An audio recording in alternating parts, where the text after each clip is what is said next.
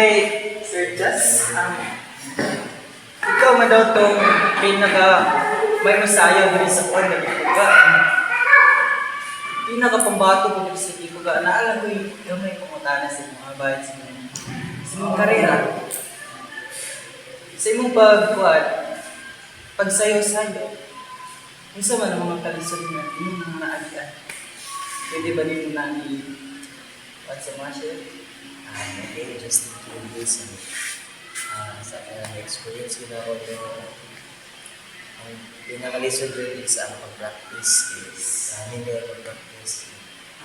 Una kayo, hindi ka rin magsada bilang steps, nag-isudod ka, labi na sa pag-perform, masayang ka, lain ka sa tanan kay kailan ka na, nag-isado ka ka na, dancer ka, daling na lugar, kaya